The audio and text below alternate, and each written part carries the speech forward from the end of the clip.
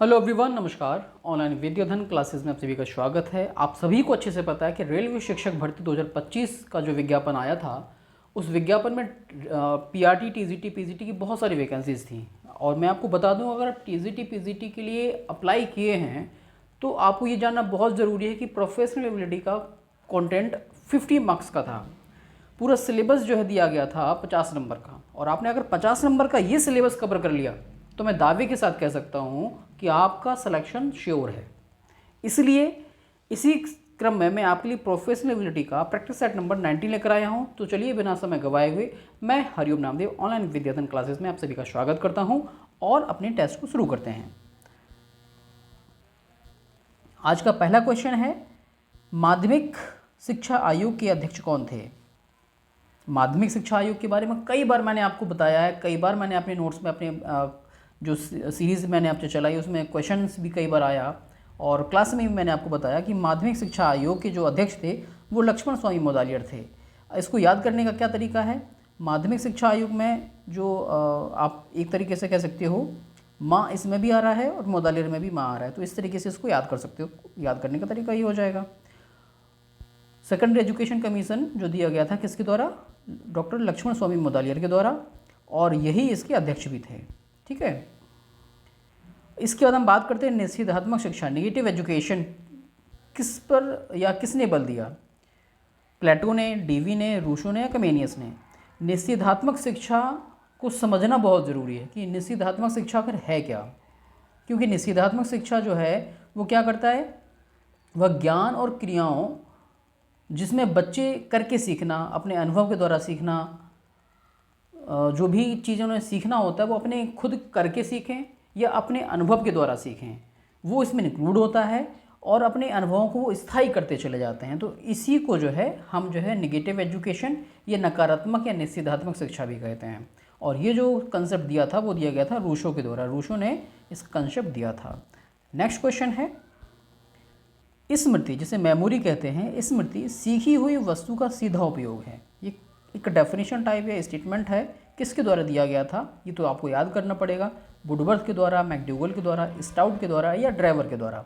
इसका जो right answer होगा वो होगा आपका वुडवर्थ। वुडवर्थ ने कहा था कि स्मृति सीखी हुई वस्तु का सीधा उपयोग है। अगर आप किसी वस्तु को सीख लेते हैं, आप अपनी मेमोरी में रख पाते हैं, तो समय समय पर उसका आप उपयोग भी कर पाते हैं। नेक्स्ट क्वेश्चन है, निम्नलिखित में से बेमेल को छांटिए। जो उसमें मैच नहीं करते हैं उनको बताना है कि जॉन डेवी हैं, जेम्स हैं, किलपैट्रिक हैं, प्लेटो हैं। आपको अच्छे से पता होना चाहिए कि कौन सा ऐसा फिलोसफर है जो 3 कैटेगरी में एक आ रहा है और चौथा अलग है। तो प्लेटो के बारे सबसे पहले हमने पढ़ा था आदर्शवाद, आइडियलिज्म, तो वहाँ पर प्लेटो की बात की गई थी, जिसमें थ्योरी ऑफ आइडियाज़ की बात आई थी, कि प्लेटो ने जो थ्योरी ऑफ आइडियाज़ के बारे में बताया था। तो आदर्शवादी कौन थे? प्लेटो थे। आइडियलिज्म को ये फॉलो करते थे। जॉन डीवी हैं, जेम्स हैं, किलपैट्रिक हैं, ये प्रयोजनवादी, प्रैग्मेटिज्म को फॉलो करते हैं। ये हैं आपके प्रयोजनवादी, है ना। और ये जो प्लेटो हैं वो हैं आदर्शवादी, आइडियलिज्म को ये फॉलो करने वाले हैं।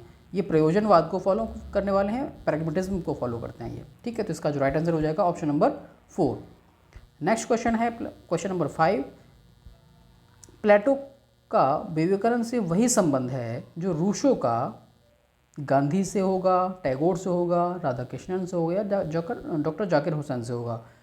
तो आपको ये पता है, इसके पहले वाले क्वेश्चन में मैंने आपको बताया था प्लेटो जो है कौन थे? आदर्शवादी थे। तो स्वामी विवेकानंद भी निश्चित तौर पर आदर्शवादी ही होंगे। ठीक है। अब बात यहाँ पर आती है रूसो की। रूसो थे आपके प्रकृतिवादी, नेचुरलिज्म को फॉलो करने वाले थे ये। ठीक है, ठीक है।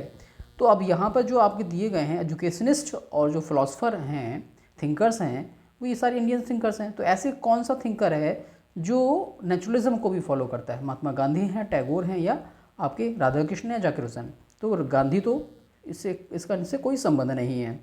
तो यहाँ पर जो है रविंद्रनाथ टैगोर थे, वो क्या करते थे? उन्होंने भी अपनी जो संस्था थी एक ऐसी जगह खोली थी, प्रकृति के स्वर में गोद में खोली थी, है ना, जिसके बारे में डिटेल में मैं आपको वीडियो भी उपलब्ध करा चुका हूँ। RNT की जो संस्था थी, है ना, उसके बारे में हम डिटेल वीडियो उपलब्ध करा चुके हैं। विद्या भारती, है ना, विश्व भारती के नाम से जो कोलकाता में स्थापित है संस्था, तो शांति निकेतन के नाम से भी उसे जाना जाता है। ये वर्तमान समय में केंद्रीय विश्वविद्यालय हो गया है, उनकी जो संस्था थी, है ना। तो रविंद्रनाथ टैगोर जो थे वो जो है रूसों के एक तरीके से संबंध रखते हैं। यहाँ पर मैं आपको बता दूं कि वर्तमान समय में हमारे यहाँ पर रेलवे शिक्षक भर्ती के लिए टीजीटी पीजीटी के लिए संकल्प बैच चल रहा है, जो कि 50 नंबर की पूरी तैयारी, पूरे सिलेबस को हम कवर कर रहे हैं, जिसमें हम आपको उपलब्ध करा रहे हैं वीडियोस, आपको प्रैक्टिस सेट, साथ ही साथ पीडीएफ उपलब्ध करा रहे हैं। ये 3 चीज़ों के माध्यम से हम पूरा कंटेंट आपको उपलब्ध करा रहे हैं। अगर आप इसको ज्वाइन करना चाहते हैं तो जाइए हमारे एप्लीकेशन ऑनलाइन विद्याधन क्लासेस ऐप को डाउनलोड कर लें, जिसका लिंक मैंने नीचे वीडियो के डिस्क्रिप्शन में दे रखा है। इस ऐप को डाउनलोड करने के लिए आप गूगल प्ले स्टोर से भी डाउनलोड कर सकते हैं। इसके बाद दूसरा कोर्स हमारा है आरआरबी टीजीटी पीजीटी रेलवे के लिए, जिसमें प्रोफेशनल एबिलिटी से रिलेटेड 20 प्रैक्टिस सेट हम आपको उपलब्ध करा रहे हैं। इसको भी आप डाउनलोड कर सकते हैं हमारे एप्लीकेशन को, जिसका लिंक मैंने नीचे डिस्क्रिप्शन में दे रखा है। आप गूगल प्ले स्टोर से भी हमारे ऐप को डाउनलोड कर सकते हैं। किसी भी क्वेरी के लिए आप मुझे व्हाट्सएप कर सकते हैं, कॉल कर सकते हैं। नेक्स्ट क्वेश्चन है बहुकारक सिद्धांत, मल्टी फैक्टर थ्योरी का थॉर्नडाइक से वही संबंध है जो तरल क्रिस्टल सिद्धांत, मतलब कहने का मतलब है कि जो बहुबुद्धि सिद्धांत था वो दिया था किसने, थॉर्नडाइक ने। जो फ्लूइड इंटेलिजेंस थ्योरी थी वो किसने दी थी, ये आपसे पूछा जा रहा है। तरल क्रिस्टल सिद्धांत, फ्लूइड क्रिस्टलाइज्ड इंटेलिजेंस थ्योरी किसने दी थी, ये आपसे पूछा जा रहा है। थर्स्टन ने दी थी, वर्नर ने दी थी, कटल ने दी थी या गिलफोर्ड ने दी थी, ये आपको बताना है। ये जो डेफिनेशन, ये जो थ्योरीज़ हैं, ये इंटेलिजेंस, ये आपके जो है एक तरीके से इंटेलिजेंस थ्योरी हैं। अगर आपने इसको अच्छे से पढ़ा होगा तो निश्चित तौर पे आप इसका आंसर कर पाएंगे। इसका जो राइट आंसर होगा वो होगा आपका कैटल।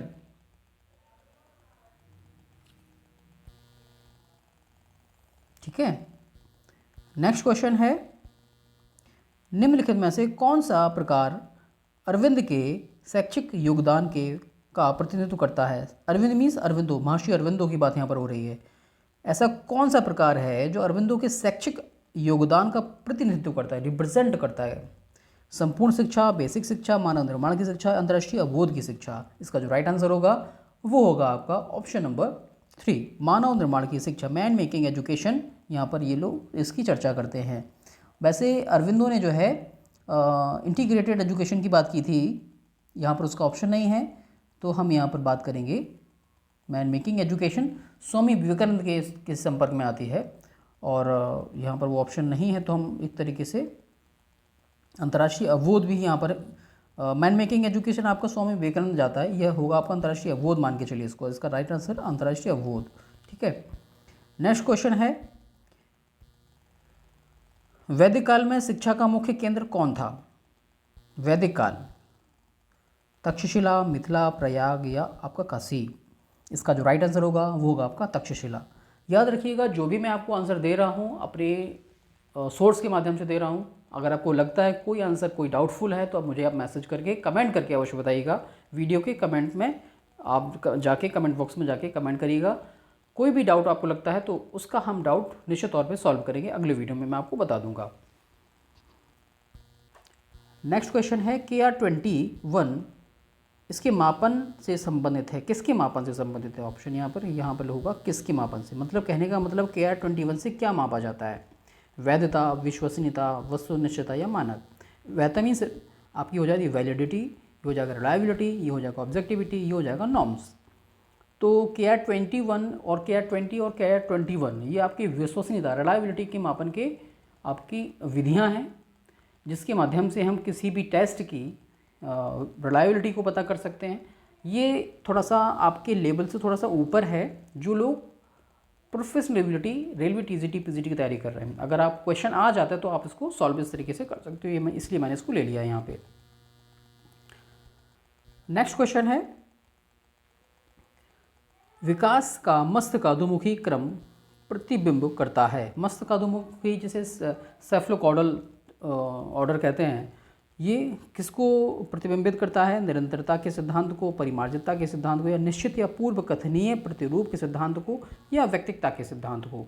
तो मैं आपको बता दूं कि मस्तकाधुमुखी है जिसे सेफलोकॉडल भी कहते हैं, वो जो है एक निश्चित तौर पे पहले से पैटर्न बना होता है, उसी के अनुरूप किसी भी बच्चे का विकास होता है। जब बच्चा जो शिशु है वो जन्म लेता है तो सबसे पहले शरीर का के जो है सिर का से जो है पैर की तरफ दिशा में उसका विकास होता है, यह एक निश्चित होता है पहले से। मतलब पहले उसका सिर का विकास होगा, फिर उसके धड़ का विकास होगा, फिर उसके हाथों का विकास होगा, फिर उसके जो है पैरों का विकास होगा। पहले से ही एक निश्चित क्रम होता है। आपने देखा भी होगा गर्भ में जो भी विजुलाइज करके आपको दिखाया जाता है वीडियोज़ में कि सब एक पिंड के रूप में होता है, फिर धीरे धीरे उसका सिर का विकास होता है, फिर उसका धड़ तैयार होता है, फिर उसके धड़ में जो है एक हृदय अपना एक सही रूप लेता है, फिर उसकी धड़कन आती है, फिर उसके जो है हाथ डेवलप होने लग जाते हैं, फिर धीरे धीरे पैरों में भी उसका विकास होने लग जाता है। और एक निश्चित समयावधि के बाद एक वो जो है शिशु का रूप ले लेता है और अपनी पूरी अवस्था के दौरान, पूरा जो उसका 9 माह का समय होता है गर्भ के दौरान, पूरा करने के बाद वो जो है इस धरती पर जन्म लेता है और एक अच्छे शिशु के रूप में वह जो है बाहर निकलता है, अपनी दुनिया को जीता है। इसके बाद हम आपको बता दें कि अगर आप जो मैं PDF आपको यहाँ पर क्वेश्चन फॉर्म में दे रहा हूँ, अगर आप इस PDF को प्राप्त करना चाहते हैं, फ्री स्टडी मटेरियल प्राप्त करना चाहते हैं, तो आप हमारे ऑनलाइन विद्याधन क्लासेस ऐप को डाउनलोड कर लें या फिर हमारे टेलीग्राम चैनल को भी ज्वाइन कर सकते हैं।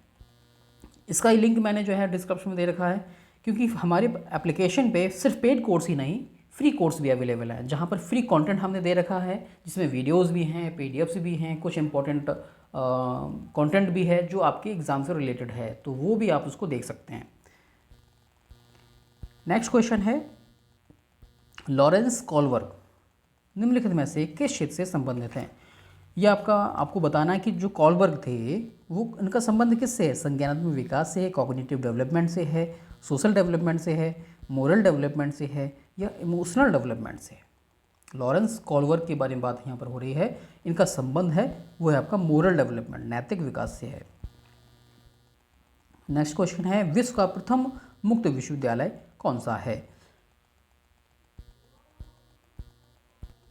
विश्व का प्रथम मुक्त विश्वविद्यालय की अगर बात की जाए तो सबसे पहले मुक्त शिक्षा की जो शुरुआत की गई थी वो यूनाइटेड किंगडम से शुरुआत की गई थी, UK से शुरुआत की गई थी। तो 1971 1 जनवरी 1971 को, मतलब 1 जनवरी 1 जनवरी 1971 को यूनाइटेड किंगडम ओपन यूनिवर्सिटी, जिसे UKOU के नाम से जानते हैं, इस विश्वविद्यालय की स्थापना UK में की गई थी। नेक्स्ट क्वेश्चन है, विश्वविद्यालय समाचार प्रकाशित किया जाता है किसके द्वारा? UGC के द्वारा, AIU के द्वारा, NCTE के द्वारा या IGNOU के द्वारा? इसका जो राइट आंसर होगा वो होगा आपका AIU के द्वारा, ऑप्शन नंबर 2। नेक्स्ट क्वेश्चन है, भारतीय संविधान के अनुच्छेद 28 1, 2, 3 या आबासा या क ख ग या ABC में शिक्षा के किस क्षेत्र पर बल देता है? निःशुल्क और अनिवार्य शिक्षा पर, धार्मिक स्वतंत्रता पर, महिलाओं और अन्य पिछड़ा वर्ग की शिक्षा पर या अल्पसंख्यकों की शिक्षा पर? तो इसका जो राइट आंसर होगा वो होगा आपका महिलाओं और अन्य पिछड़ा वर्ग के जो शिक्षा व्यवस्था है वो जो है आता है आपका अनुच्छेद 28 के ABC में। ठीक है। नेक्स्ट क्वेश्चन है आपका, अधिगम वक्र जिसे हम जो है लर्निंग कर्व भी कहते हैं, हमेशा कैसा होता है? C आकार का होता है, G आकार का होता है या S आकार का होता है या सीधा होता है? तो मैं आपको बता दूं कि अधिगम वक्र होते क्या हैं। लर्निंग कर्व का मतलब होता है कि जैसे कि आप पढ़ रहे हो, एक समय ऐसा आता है कि आप बहुत स्पीड के साथ पढ़ते चले जाते हो, आपने बढ़िया सा टाइम टेबल बनाया और आप उस पर फोकस कर रहे हो। ठीक है।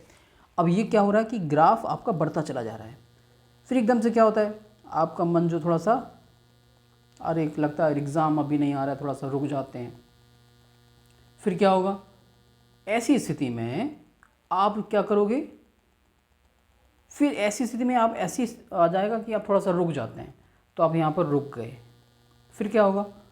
फिर धीरे धीरे आपको कुछ पता चलता है एग्ज़ाम डेट आने वाली है, फिर आप धीरे से आगे बढ़े, फिर आगे बढ़े, फिर आगे बढ़े। तो ये क्या होता है कि ऐसी स्थिति में आप जो है इस शेप को एस शेप्ड कहते हैं। एस शेप्ड में जो आपका लर्निंग कर्व बनता है वो एस शेप्ड में बनता है, ऐसा बनता चला जाता है, कभी बढ़ जाता है, कभी घट जाता है, फिर आपका ऊपर चला जाता है, फिर नीचे आ जाता है ना। एक होता है लर्निंग प्लेटियस, ये जिसे हम लर्निंग का अधिगम का पठार कहते हैं। वो कंडीशन कैसी बनती है वो भी मैं आपको बता देता हूँ। कि अगर आपका जो अधिगम वक्र है वो क्या करता है, पहले सीधे जाता है फिर रुक जाता है फिर वो ऊपर चला जाएगा, तो यही जो स्थिति बन रही है इस तरीके की, तो यही आपसे पूछा जा रहा है कि अधिगम वक्र कैसा होता है। ये बन गया, एस बन गया ना ये इस तरीके का, या यहाँ आप देखेंगे तो ये जो एस शेप में आ जाता है यही। सर्व शिक्षा अभियान, नेक्स्ट क्वेश्चन है आपका। सर्व शिक्षा अभियान प्रारंभ हुआ था 1 जनवरी 2001 से, 1 अप्रैल 2001 से, जुलाई 2001 से, अगस्त 2001 से। इसका जो राइट आंसर होगा वो होगा आपका जनवरी 2001 से जो है सर्व शिक्षा अभियान को प्रारंभ किया गया। और नेक्स्ट क्वेश्चन है आपका, थेमेटिक एपरसेप्शन टेस्ट TAT या प्रासंगिक अंतर्बोध परीक्षण में कुल कितने कार्ड होते हैं? 30 होते हैं, 31 होते हैं, 35 होते हैं और 36 होते हैं। इसका जो राइट आंसर होगा वो होगा option number 2। Option number 2 is the right answer, क्योंकि मैं आपको बता दूं इसमें जो है एक बार में आप अधिकतम 20 टेस्ट जो कार्ड्स होते हैं वो अप्लाई कर सकते हो, क्योंकि 10 जो टेस्ट होते हैं वो फीमेल के लिए होते हैं, 10 टेस्ट जो होते हैं वो आपके मेल के लिए होते हैं, और जो 10 टेस्ट होते हैं वो आपके मेल फीमेल दोनों के लिए होते हैं, बोथ के लिए होते हैं, ठीक है। और निश्चित तौर पे जब कोई फीमेल के ऊपर आप अप्लाई कर रहे होंगे तो आपको फीमेल वाले 10 और 10 बोथ वाले अप्लाई कर ले दो। और इसके अलावा एक होता है आपका टेस्ट, सिंगल वाला जो टेस्ट होता है वो होता है ब्लैंक, वो भी टेस्ट आप अप्लाई कर सकते हो, है ना, सिचुएशन के अकॉर्डिंग, लेकिन एक बार में 20 टेस्ट अप्लाई किए जाते हैं। नेक्स्ट क्वेश्चन है, अखिल भारतीय तकनीकी शिक्षा परिषद AICTE जिसको कहते हैं को संवैधानिक दर्जा दिया गया, यह सुझाव किस ने दिया था, ये आपसे पूछा जा रहा है। राष्ट्रीय शिक्षा नीति 1986 के द्वारा, आचार्य राममूर्ति समिति के द्वारा, या जनार्दन रेड्डी की समिति के द्वारा, या दवे के द्वारा। इसका जो राइट आंसर होगा वो होगा आपका 1986 की जो शिक्षा नीति थी, दूसरी शिक्षा नीति, उसमें जो है AICTE को एक संवैधानिक दर्जा दिया गया था। नेक्स्ट क्वेश्चन है, सृजनशीलता के अंतर्गत निम्न में से कौन सी मानसिक क्रिया नहीं आती है? सृजनशीलता जैसे क्रिएटिविटी कहते हैं, विश्लेषण करना, संश्लेषण करना, मूल्यांकन करना, या आपका अनुमान लगाना। सृजनशीलता में क्या नहीं आता है ये आपसे पूछा जा रहा है, तो इसका जो राइट आंसर होगा वो होगा आपका अनुमान लगाना। अनुमान लगाना आपका या गैस करना आपकी सृजनशीलता में नहीं आता। संश्लेषण या जिसे सिंथेसिस कहते हो आप, सिंथेसिस, एनालिसिस और जो आपके वैल्यूएशन, ये तीनों ही आते हैं, पर आपका गैस करना आपकी क्रिएटिविटी में नहीं आता है। इसके बाद नेक्स्ट क्वेश्चन है आपका, प्राचीन भारतीयों द्वारा जो 4 पुरुषार्थों की बात की गई थी उसमें सर्वोच्च पुरुषार्थ कौन सा है? धर्म, अर्थ, काम, मोक्ष कौन सा है? तो उसमें सबसे ऊपर जो जाता है वो है आपका मोक्ष, क्योंकि सबसे पहले आता है धर्म, फिर होता है आपका अर्थ, फिर होता है आपका काम, फिर होता है मोक्ष, ठीक है। सबसे पहले धर्मानुकूल आचरण का हमें प्रयोग करना पड़ेगा, धर्मानुकूल आचरण से हम अर्थ कमाएंगे, फिर इसके बाद हमारी जो भी आवश्यकताएं वो पूरा करेंगे, फिर आवश्यकताओं को पूरा करने के बाद हम जो है अंतिम चरण को, मोक्ष को प्राप्त करने के लिए आगे बढ़ते हैं। अंतिम चरण, सर्वोच्च जो स्तर होता है वो मोक्ष होता है। नेक्स्ट क्वेश्चन है, बालिकाओं के लिए जो पर्दा विद्यालय की संस्तुति किसने की थी? गोपाल कृष्ण गोखले के द्वारा, माइकल सैडलर के द्वारा, चार्ल्स वुड के द्वारा, या राधा कृष्णन आयोग के द्वारा? ये आपसे पूछा जा रहा है। अगर आपने इन आयोगों को अच्छे से पढ़ा होगा तो निश्चित तौर पे आप इसका आंसर कर पाएंगे। तो इसका जो राइट आंसर होगा वो होगा ऑप्शन नंबर 2। माइकल सैडलर ने क्या कहा था, जो कलकत्ता विश्वविद्यालय आयोग के जो अध्यक्ष थे माइकल सैडलर, 1917-1919 में ये जो आयोग था वो लाया गया, जिन्होंने महिला शिक्षा को प्रोत्साहित करने के लिए पर्दा विद्यालयों की संस्तुति की थी। और इन्होंने क्या कहा था कि सह शिक्षा को भी इन्होंने प्रोत्साहित किया था, लेकिन उन्होंने ऐसा भी कहा कि वुमेन एजुकेशन को बढ़ावा देने के लिए हमें क्या करना चाहिए, पर्दा विद्यालयों की स्थापना की जानी चाहिए। और साथ ही साथ महिला शिक्षा के लिए उन्होंने कहा कि जो वुमेन एजुकेशन बोर्ड है वो स्पेशली इनके लिए खोला जाना चाहिए, special board of women education. तो आप कह सकते हो कि जो सैडलर आयोग है महिला शिक्षा के लिए बहुत सारा काम किया। नेक्स्ट क्वेश्चन है, ग्रामीण विश्वविद्यालयों की संस्तुति किसके द्वारा की गई? राधा कृष्ण आयोग, जाकिर हुसैन, या पंडित जवाहरलाल नेहरू, या महात्मा गांधी? तो इसका जो राइट आंसर होगा वो होगा आपका डॉक्टर राधा कृष्णन। आयोग जब आया तो उन्होंने कृषि शिक्षा के विकास पर बल दिया, और कृषि शिक्षा जो है किसके लिए उपयोगी होगी? ग्रामीण अंचल में फैले हुए लोगों के लिए जो कि कृषि करते हैं। कृषि बाहुल देश हमारा है, तो निश्चित तौर पे जो कृषि बाहुल देश है और कृषि जहाँ होती है तो निश्चित तौर पे वहाँ पर जो है शिक्षा व्यवस्था भी वैसी ही होनी चाहिए। तो इसके लिए उन्होंने कहा था कृषि विश्वविद्यालयों की स्थापना की जानी चाहिए और कृषि विद्यालयों से संबद्ध कृषि महाविद्यालयों की भी स्थापना की जानी चाहिए। इसके बाद आता है तत्परता के नियम निम्नलिखित में से किस अधिगम सिद्धांत का महत्वपूर्ण अवयव है? गेस्टाल्ट सिद्धांत का है, पुनर्वलन रेनफोर्समेंट का है, या स्टिमुलस रिस्पॉन्स का है, या आपका ऑपरेंट कंडीशनिंग का है? तो यहाँ पर जो राइट आंसर होगा वो होगा आपका ऑप्शन नंबर 3 उद्दीपन अनुक्रिया, जिसे किसने दिया था? थॉर्नडाइक महोदय के द्वारा इसे दिया गया था।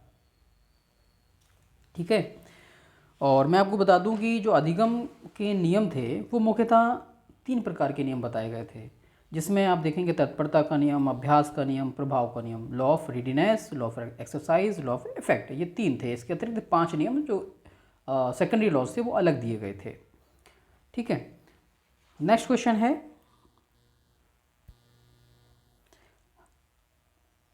मनोवैज्ञानिक हल के पुनर्वलन सिद्धांत रेनफोर्समेंट जो थ्योरी है को किस नाम से और जाना जाता है? मतलब जो रेनफोर्समेंट थ्योरी तो है ही, पर इसके अलावा किसी और सिद्धांत, किस और नाम से जाना जाता है इसे?